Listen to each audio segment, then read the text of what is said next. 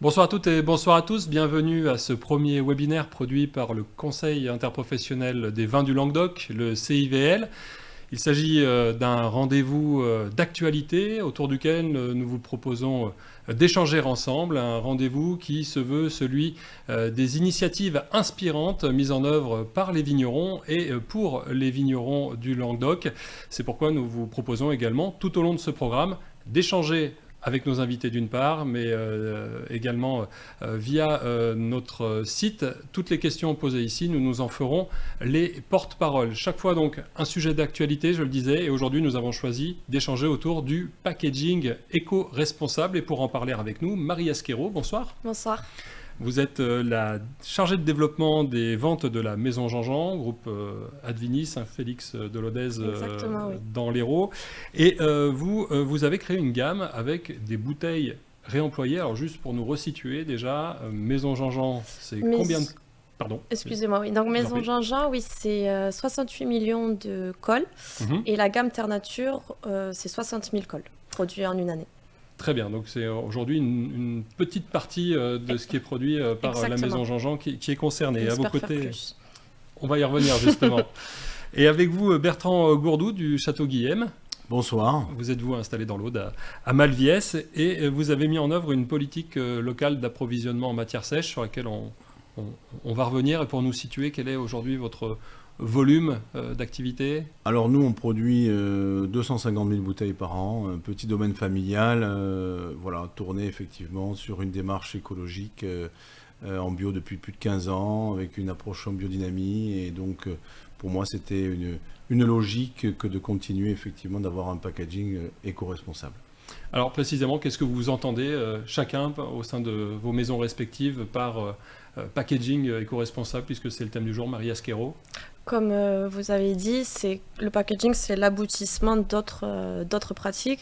Donc on peut avoir des actions en effet au vignoble. Je partage le fait d'être en bio, entre autres.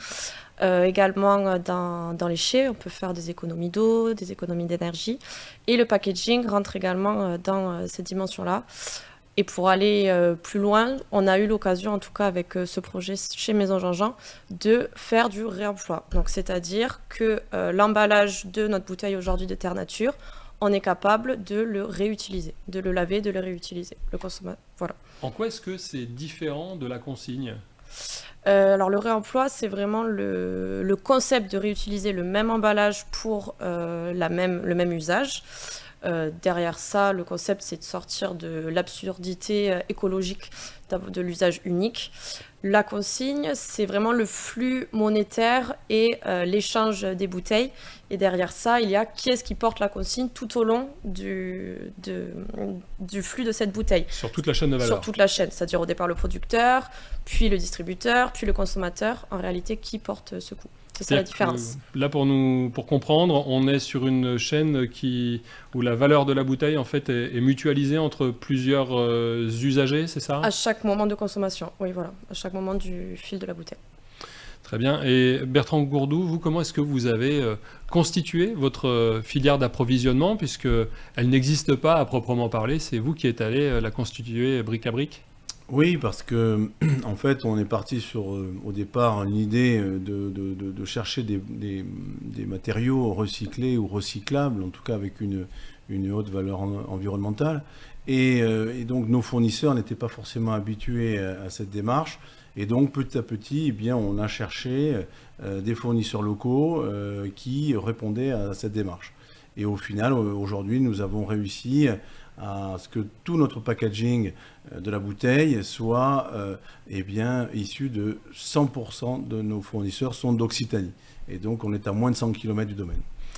C'est-à-dire, par exemple, si vous pouvez nous donner quelques exemples. De Lézignan-Corbière. Alors moi, je suis situé en gros à 30 km de Carcassonne, à 5 km de Limoux. On travaille à Castelnaudary, on travaille à Lézignan, on travaille jusqu'à Portet-sur-Garonne, on travaille jusqu'à Albi. On travaille aussi avec des fournisseurs qui sont à Narbonne. Mais vous voyez, ça reste sur le département, au doigt et un petit peu aux alentours, mais 100% région Occitanie. On va revenir évidemment sur la question économique parce qu'elle brûle toujours un petit peu les lèvres. Est-ce que ça vaut vraiment le coup, Marie Asquero, de s'employer à réemployer des bouteilles sur le plan purement financier? Purement financier. Aujourd'hui, la filière du réemploi est en train de se structurer et elle sera vertueuse que quand on arrivera à collecter suffisamment de bouteilles. Aujourd'hui, on n'est pas capable d'avoir la traçabilité des bouteilles qui sont ramenées en magasin. Et ça a un surcoût de 2 à 3% pour la gamme Terre Nature, qui aujourd'hui, pour prouver que ce concept fonctionnait, ça a été porté à la fois par Maison Jean-Jean et notre distributeur Biocop, et ça n'a pas été répercuté aux consommateurs.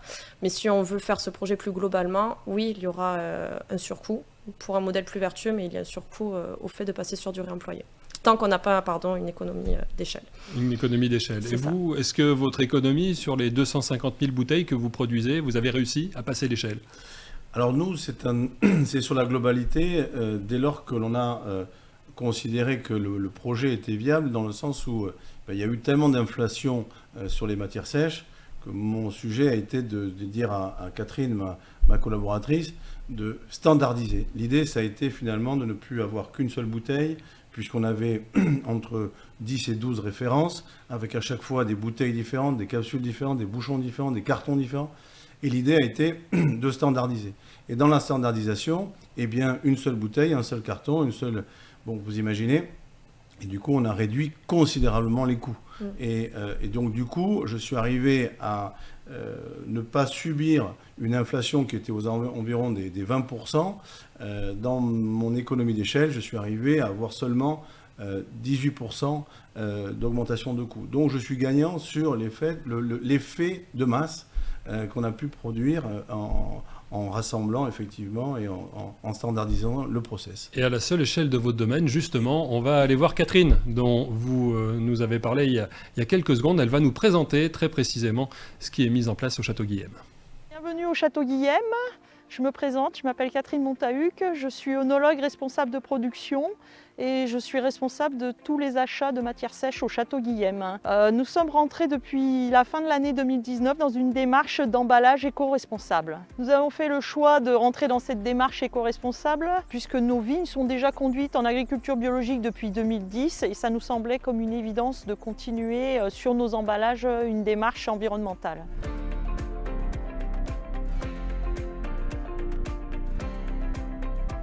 Alors notre démarche d'emballage éco-responsable a commencé, vous voyez, la bouteille se retrouve très épurée et en fait on a supprimé la capsule, on est parti sur un bouchon naturel sourcé FSC, un papier recyclé et recyclable très simple avec un fond blanc, on a évité les marquages couleurs, les dorures et nous avons travaillé également sur un carton avec une entreprise qui est Go Service à moins de 100 km de chez nous, puisque c'est à Lézignan-Corbière, avec un carton qui est en fond automatique, où on peut glisser les bouteilles à l'intérieur et on évite de scotcher le fond du carton.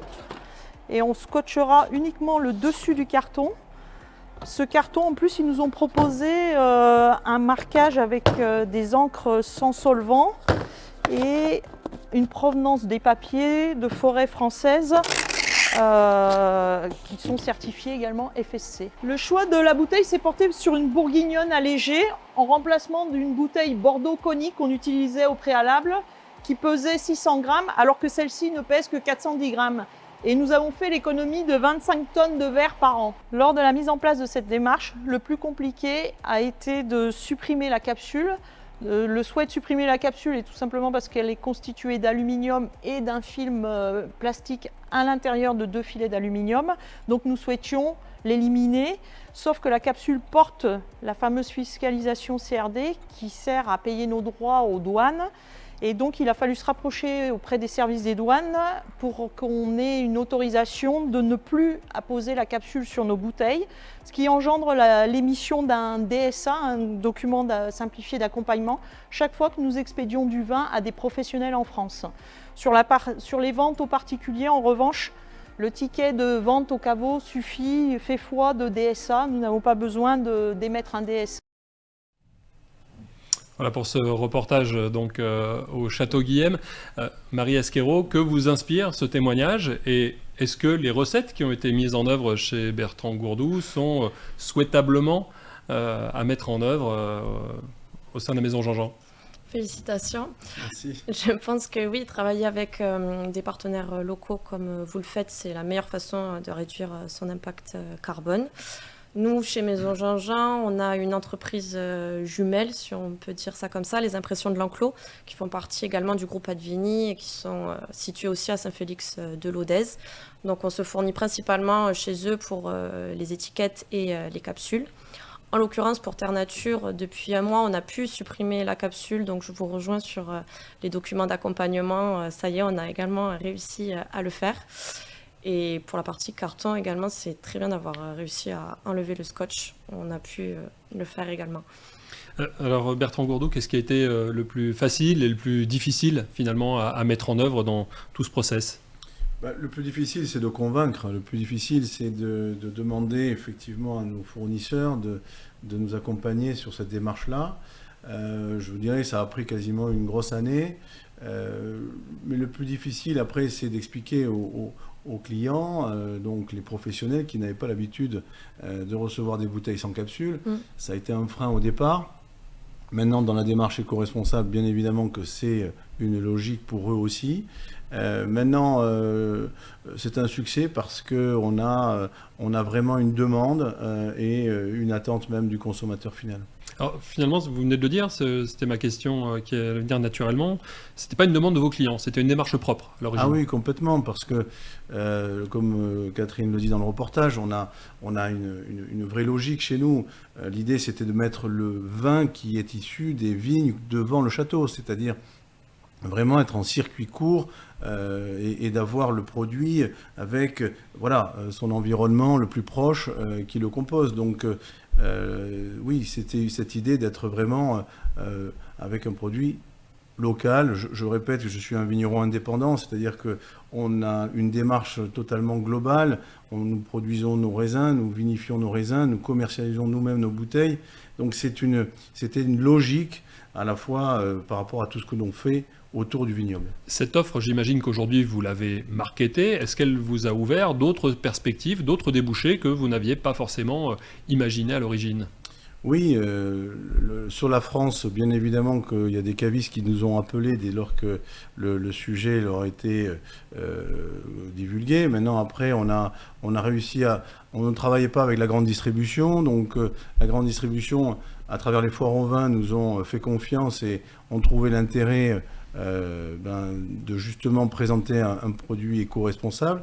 Et puis ensuite, vous avez les appels d'offres à l'export qui, eux, sont déjà tournés, notamment sur les pays scandinaves, qui sont très tournés sur la démarche éco-responsable. Alors nous avons choisi la bouteille la plus légère possible. Alors certes, elle est recyclée, c'était issu d'un verre recyclé et recyclable, mais j'apprécie la notion de recyclage un peu à l'infini sur la bouteille, effectivement éco-conçue. Mais les appels d'offres, eux, nous raisonnent sur le poids de la bouteille, puisque effectivement, il faut imaginer, nous avons économisé 1,6 kg par carton, mais jusqu'à 180 kg de verre par palette. Ouais. Mais en tout, sur une année, on a déjà économisé 25 tonnes de verre. Donc voilà, la question, elle est encore en suspens. Est-ce qu'il faut aller que sur le recyclage ou sur l'économie par rapport à l'impact carbone? C'est la question. Ouais. Marie Esquero, vous nous avez dit tout à l'heure que l'un de vos partenaires était donc Biocop. Est-ce que c'est lui qui est à l'initiative de cette démarche chez vous ou est-ce que c'est vous qui lui avez suggéré? Alors en effet, c'est Biocop qui s'est tourné vers nous pour... la gamme existait déjà chez ce client. Ils nous ont demandé si on était capable de la proposer un produit capable d'être réutilisé. Et c'est là qu'on s'est tourné vers Hoc Consigne, qui est basé proche de chez nous. Alors qu'est-ce que c'est qu'Hoc Consigne? On va tout à l'heure une de nos invitées de cette société qui sera présente, mais décrivez-la nous en 2 minutes. Hoc Consigne, c'est un de nos partenaires qui fait partie du réseau France Consigne et qui est capable d'aller chercher les bouteilles chez des commerces, les laver et après les remettre au marché. Et ils nous ont donné tout le cahier des charges à suivre pour qu'une bouteille soit capable d'être réutilisée. Et c'est très proche de tout ce que vous faites quand je vois comment la bouteille est faite, mis à part le poids de la bouteille dont vous parliez.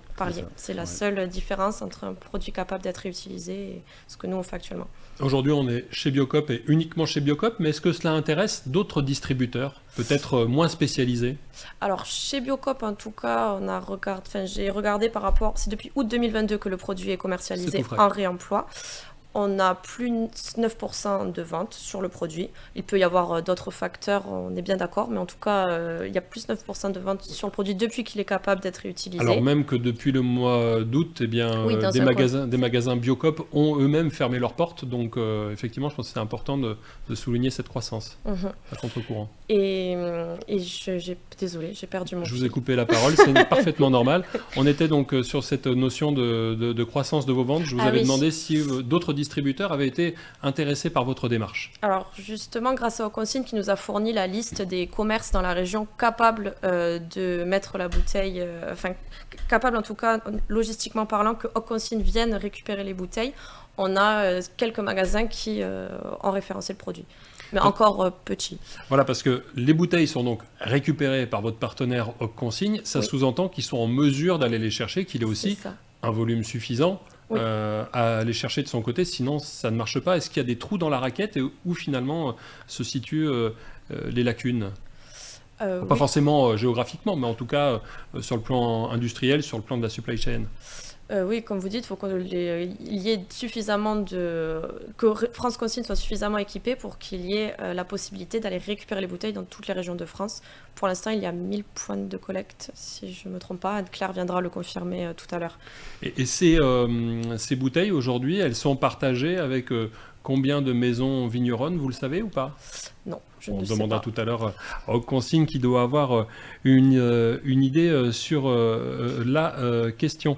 On va aller cette fois-ci, Bertrand Gourdou, chez l'un de vos fournisseurs ou de vos partenaires, comme on dit aujourd'hui. On va aller visiter votre société, la société qui opère pour vous le cartonnage et dont on voyait qu'on limitait à la fois les encres et l'usage de solvants dans ces encres ainsi que l'usage du scotch. On va du côté de Limoux.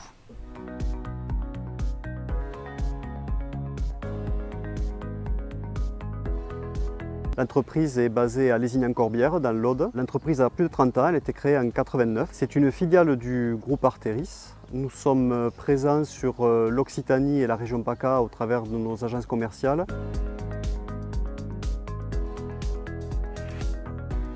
Nous avons deux domaines d'activité stratégiques. Le premier, c'est la fabrication de cartons personnalisés, coffrets, boîtages, valisettes, bag-in-box, essentiellement à destination du monde du vin. Et nous avons une deuxième activité qui est le négoce principalement de bouteilles, mais aussi de bouchons, de produits de palettisation et de produits et articles de cave.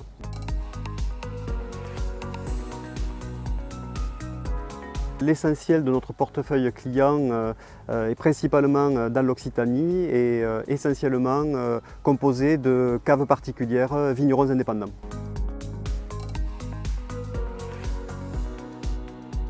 Notre partenariat avec le Château Guillem a pu être scellé sur finalement des ressorts communs, une démarche qualité commune, en fait, éco-responsable. Il y a quelques années, j'ai décidé donc d'engager l'entreprise vers de l'éco-responsabilité pour booster notre proposition de valeur et accompagner l'ensemble de nos vignerons indépendants, caves particulières, de plus en plus engagés dans des démarches éco-responsables type RSE, biodynamie, bio et autres.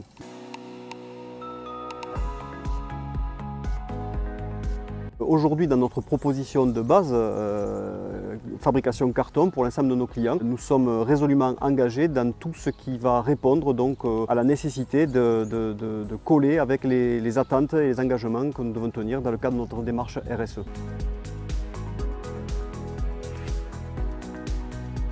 Ce qui compte pour nous, au travers de notre démarche et de notre proposition de valeur, d'accompagner nos clients dans la valorisation de leur production, de répondre à leurs contraintes cahier des charges et de leur permettre d'avoir un produit en adéquation avec leurs valeurs et avec les contraintes techniques auxquelles ils sont exposés.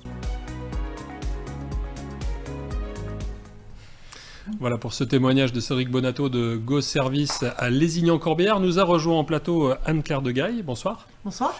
Donc vous êtes prestataire, fournisseur, partenaire de la maison Jean-Jean au travers de Consigne, une société que vous co-gérez. On comprend dans le propos de Cédric Bonato précisément qu'il s'agit plus d'une relation partenariale qu'une simple relation de fournisseur à client. Votre relation avec la maison Jean-Jean, vous la qualifieriez de la même manière ? Tout à fait. On considère la maison Jean-Jean et tous les autres vignerons et domaines et maisons avec qui on travaille comme des partenaires. Nous co-construisons aujourd'hui une filière de réemploi qui avait complètement disparu. Et donc pour cela, il faut qu'on soit extrêmement à l'écoute des besoins, des contraintes de chacun, des envies et des valeurs derrière et des besoins, je dirais. Et donc on travaille avec des maisons telles que la maison Jean-Jean, mais aussi avec des domaines qui font 50 000 cols, qui en font 250 000, qui ont chacun des circuits de distribution différents, qui ont chacun des contraintes différentes. Et c'est pour ça que vraiment on se considère comme des partenaires. L'offre de réemploi, donc c'est quelques dizaines de milliers de bouteilles au sein de la maison Jean-Jean. Vous nous parliez aussi d'autres partenariats avec des tailles différentes ou similaires. Il était question d'un passage à l'échelle. Vous estimez aujourd'hui qu'il faudrait combien de bouteilles dans la filière réemploi pour pouvoir atteindre une économie d'échelle qui soit suffisamment intéressante pour que tout le monde y aille et qu'on ne se pose plus la question? Okay. En 2022, on a accompagné 30 vignerons qui ont mis ensemble sur le marché plus d'1 million de bouteilles. En 2023, on atteindra les 2 millions de bouteilles, juste sur l'action Doc Consigne. Comme le disait Marie, on est un collectif au niveau national, France Consigne, et là, c'est plusieurs millions de bouteilles réemployables qui sont mises sur le marché. La grosse question aujourd'hui, c'est comment on les collecte. Et c'est là où nous travaillons aussi avec des grossistes, avec des magasins. Biocop montre vraiment la voie, mais d'autres enseignes sont de plus en plus intéressées par devenir point de collecte. Et on communique beaucoup, et il faut de plus en plus communiquer auprès du grand public pour qu'ils rapportent leurs bouteilles. Voilà.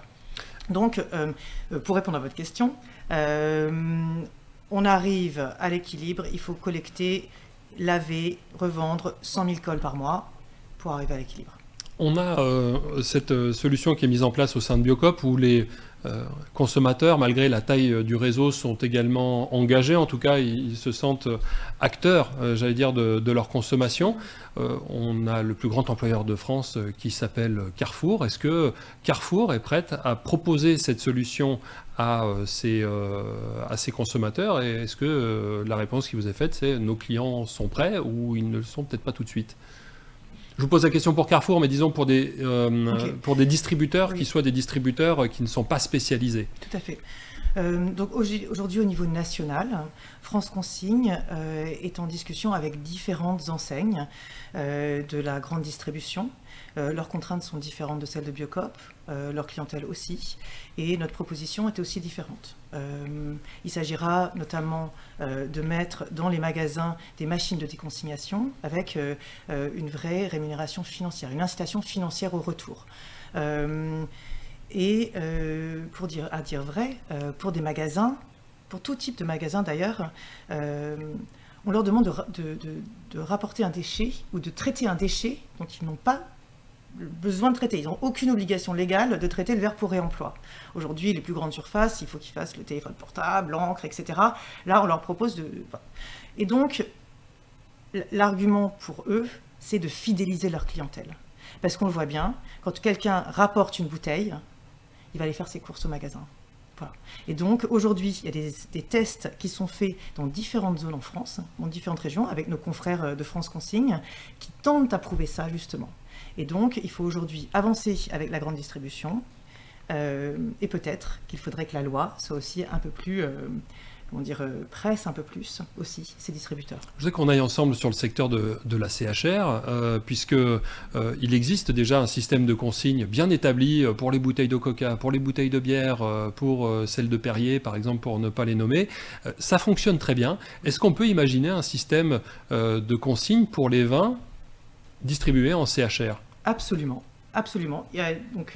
On est déjà en discussion avec des grossistes régionaux, je pense à 2 dans les Pyrénées-Orientales, qui nous ont dit récemment, on est prêt, on sait faire le verre consigné, comme vous dites, Maintenant, il y a, disons, une contrainte pour les producteurs. C'est une contrainte pas des moindres, mais qu'on peut lever, comme on a levé beaucoup de contraintes, c'est que le producteur... Quand vous parlez de producteur, parlez de producteur de verre, vous parlez de non, Veralia... je parle de la maison Jean-Jean, je parle de monsieur... Du vigneron. Voilà, du vigneron. Le vigneron doit livrer ses bouteilles en caisse. Voilà. À partir du moment où il le fait, et c'est des caisses consignées, le grossiste... Retour au plastique, alors. Ah non, pardon. Pour la caisse. La caisse, oui, c'est des caisses consignées, recyclées, etc., en plastique recyclé. Et donc là... les grossistes savent faire très bien, donc il n'y a pas de problème. Maintenant, il y a aussi une montée à l'échelle. Aujourd'hui, on va tester avec des grossistes régionaux qui font partie de grossistes nationaux et à ce moment-là, il va falloir monter à l'échelle et qu'on soit en capacité de collecter les bouteilles sur toutes les plateformes de France. Voilà. Donc un grossiste national, c'est entre 100 et 180 plateformes au niveau national. Voilà, donc là, ce sera la montée à l'échelle, mais d'abord, il faut montrer que c'est possible au niveau régional, et c'est ce qu'on va faire cette année. On a parlé d'un surcoût de 2 à 3% tout à l'heure, hein, Marie Asquero, c'est bien ça? Oui, en tout cas pour Terre Nature, oui. Pour Terre Nature, donc qui est votre gamme. On peut imaginer que ce surcoût sera effacé à partir de quel volume d'activité? On voit déjà que le surcoût diminue énormément. Plusieurs raisons à cela. Le surcoût il venait d'une part pour des producteurs tels que vous qui utilisez des bouteilles allégées, passer à une bouteille plus lourde, c'est un surcoût. Bon, ça reste le cas. Mais passer d'une étiquette avec une colle normale à une étiquette avec une colle compatible au réemploi, ça avait un surcoût. Parce que les imprimeurs n'avaient pas cette matière en stock. Aujourd'hui, on a de nombreux imprimeurs partenaires qui ont cette matière en stock. Si vous enlevez la capsule, finalement, le surcoût de l'un, l'absence de coût, ça s'égalise, ça s'annule. Donc finalement, le surcoût n'est pas si important. Ouais. Une question que je vous pose à tous les trois, puisque vous l'abordez, c'est celle précisément de la disparition de la capsule. C'est un non-sens écologique, un non-sens économique, hein, comme nous le présentait très bien votre collaboratrice, mais c'est aussi un point de repère pour le consommateur. Est-ce qu'aujourd'hui, l'absence de capsule est un frein à la vente, et notamment en grand magasin, chez un caviste, on se fait conseiller, mais a priori en CHR c'est pareil, on nous amène la bouteille déjà prête, mais en magasin, quand il s'agit de faire un choix, on a un point de repère, et là on l'a plus. Est-ce que c'est un frein pour vous ou pas? Alors pour moi, en tant que vigneron indépendant, puisque je suis adhérent à la charte vigneron indépendant, j'ai le logo vigneron indépendant qui reprend effectivement le titre qu'on avait sur le pion fiscal, c'est-à-dire récoltant. Donc c'est un point de repère. En tant que vigneron indépendant, il n'y a pas eu effectivement de déperdition d'informations. Alors sans parler d'information, mais en tout cas de déperdition de vente ou de point de repère pour le consommateur.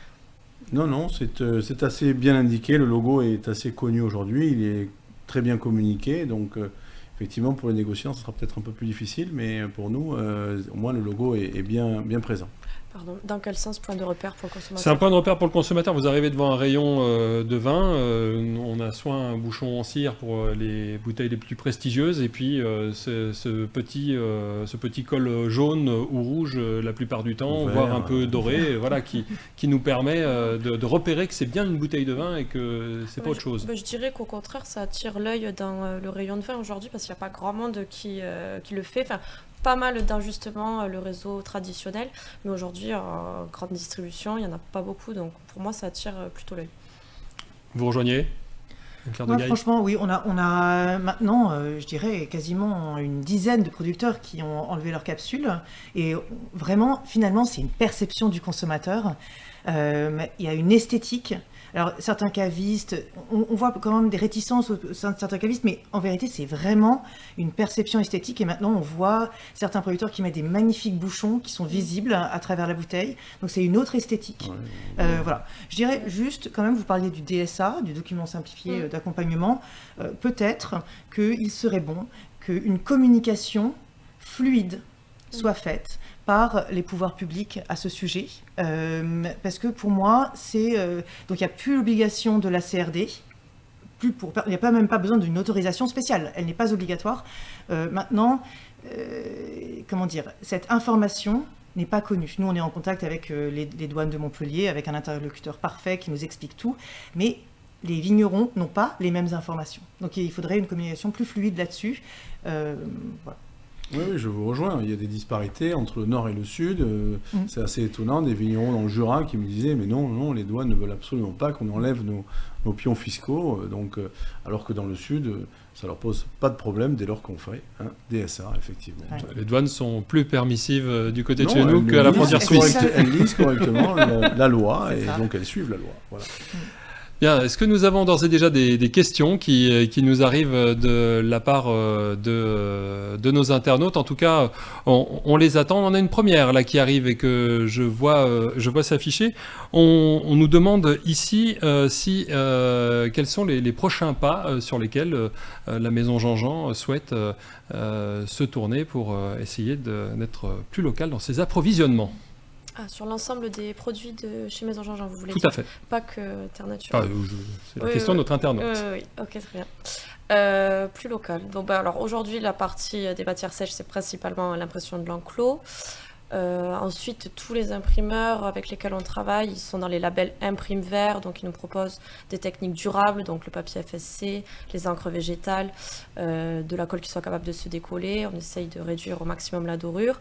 Pour les produits où aujourd'hui on ne fait pas de réemploi, c'est vrai qu'on se tourne vers les produits allégés. Les bouteilles, la plupart de nos bouteilles sont des bouteilles allégées pour l'ensemble des produits Maison Jean-Jean, excepté Terre Nature. Voilà.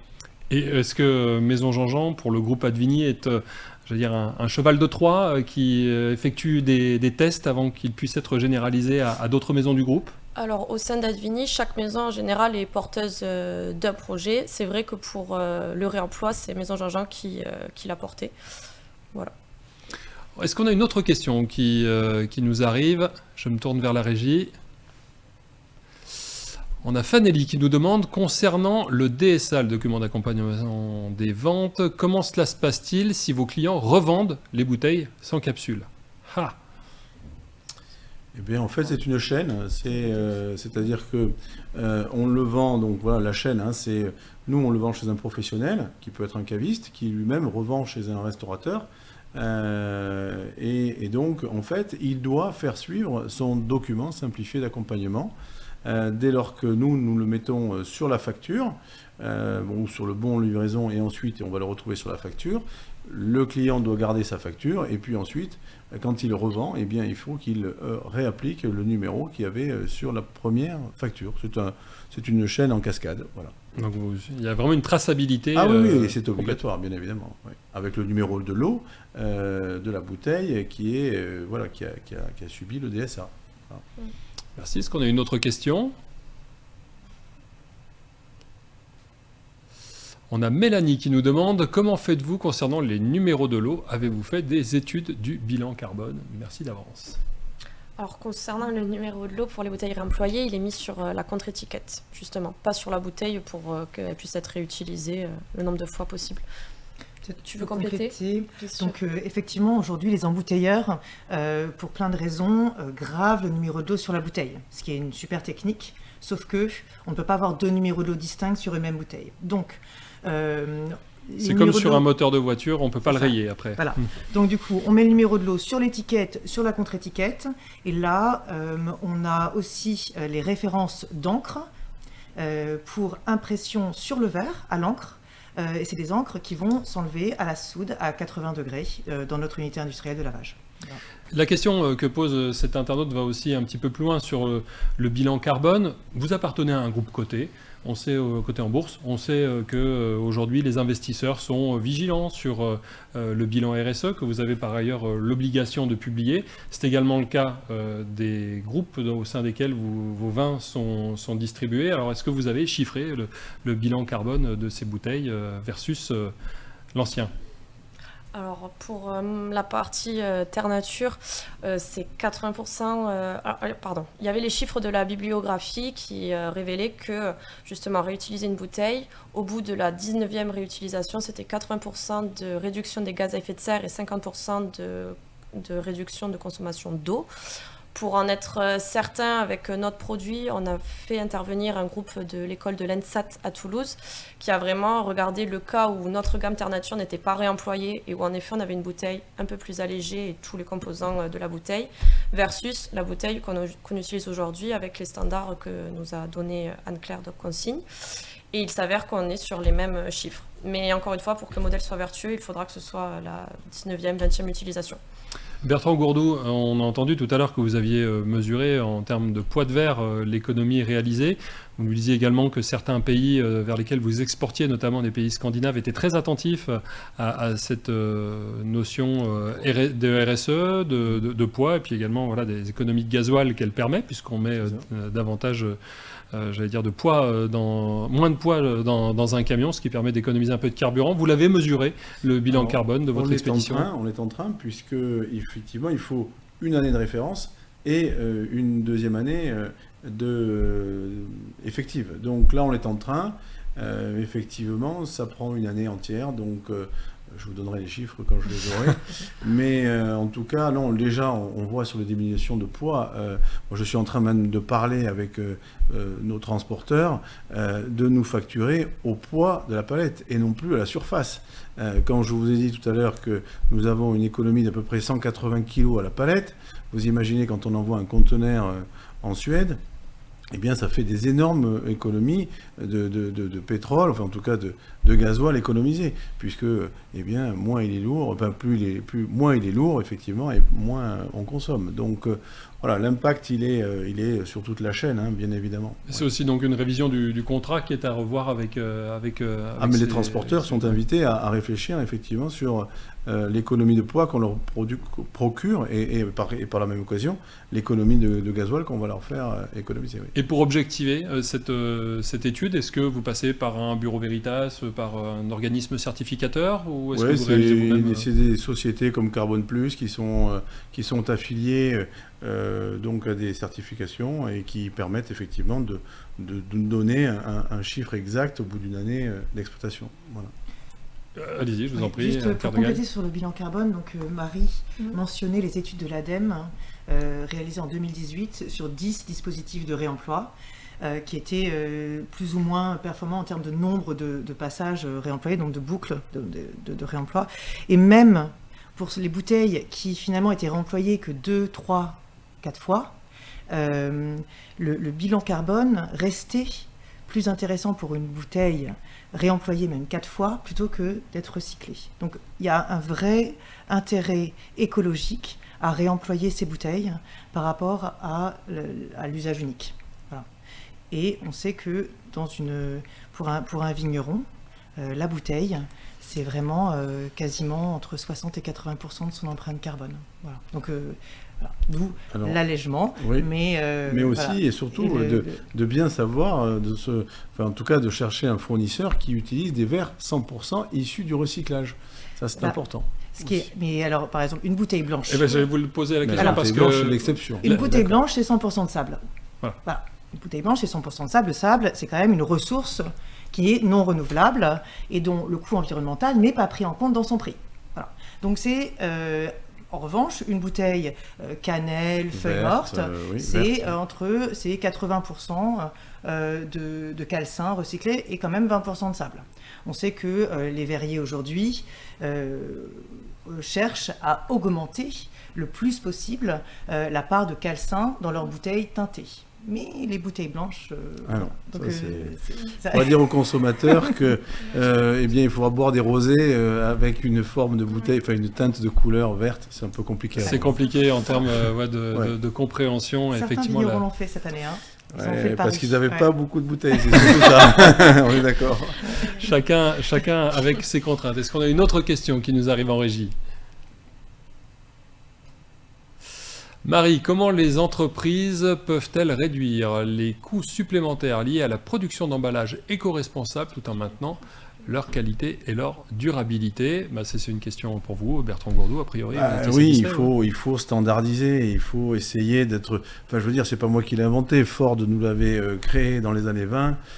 Quand vous avez effectivement... Mais ça, c'était une mode d'avoir 18 références et à chaque fois d'avoir une bouteille différente, un carton différent. Le consommateur était habitué à ça.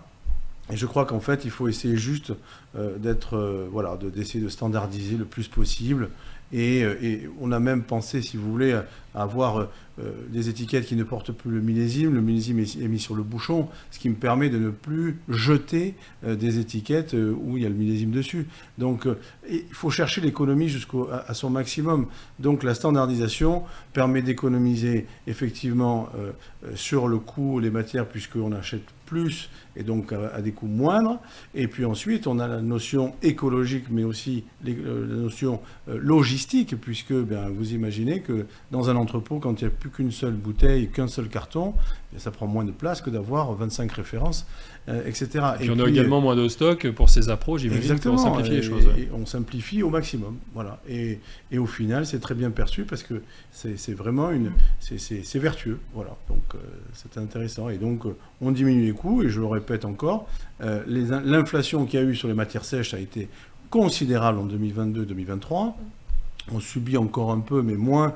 On vient de recevoir une lettre de Verallia disant que ça y est, ils avaient eu une diminution avec un petit gage, une réduction de coûts par l'économie d'énergie, par l'État, et donc du coup, ils doivent maintenant nous reverser une partie de cette économie. Mais bon. Alors, juste un point, Verallia donc, le propose. Je ne sais pas si vous servez chez Verallia ou chez son concurrent, mais est-ce que vous avez reçu le même type de courrier ? On se fournit chez plusieurs verriers, mais Terre Nature vient de chez Verallia, en effet.